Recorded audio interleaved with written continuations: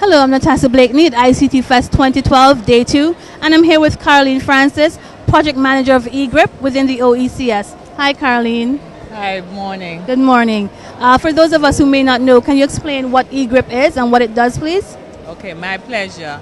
eGrip means Electronic Government for Regional Integration Project, and the development objective is to improve government services through the use of electronic applications at a regional level. And with the project, we're looking to improve transparency, efficiency, and productivity. And when was eGrip formed?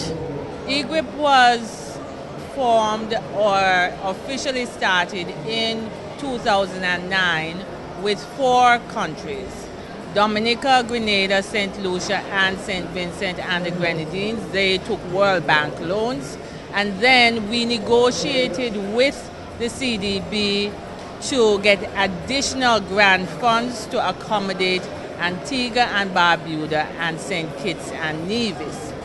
This was necessary because Antigua and Barbuda and St. Kitts and Nevis were not eligible for what is called concessionary IDA World Bank funds. So those were funds from the International Development Association, but because of Antigua and Barbuda's high per capita income, you were not eligible for those concessionary funds.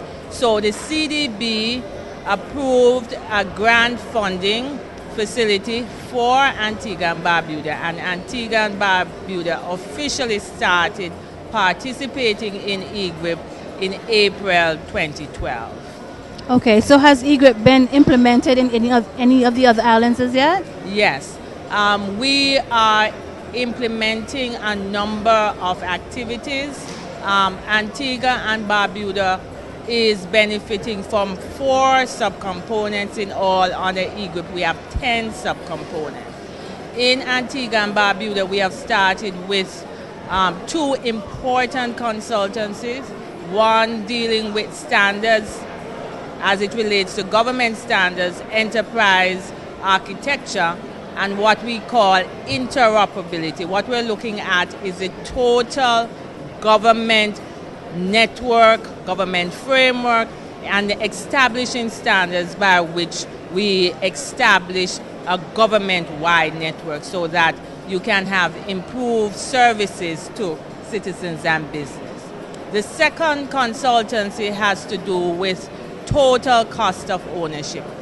International best practices has shown that it is important for countries to look at the total cost. So cost from acquisition into sustainability, including operational costs for systems and projects, and to look at the projects in a whole of government approach in order to reduce the costs to government. So we are implementing the total cost of ownership. Last week we launched the e-tendering system for the OECS PPS, and this is a system that will improve the efficiency of procuring pharmaceuticals and medical supplies for the OECS region, and Antigua and Barbuda is benefiting from this as well. The launch officially took place last week.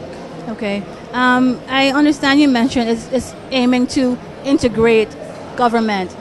For those people who might not fully understand what that means, are you referring to integrating like all the government ministries, all the statutory bodies? Yes. What we're looking to do is to establish a blueprint for the integration of all the government systems so that each government system can speak to each other and you can get seamless sharing of information for the government to be able to make mission critical strategic policy decisions, but also to establish the framework onto which you can implement e-government services so that the public can interact with the government electronically. Okay, and seeing as we're here at ICT Fest, can you explain how important ICTs have been in making this possible? Okay, that's an excellent question. ICT is at the core of e-government. Without ICT, you cannot have e-government, because e-government is the application of ICT to provide e-government services.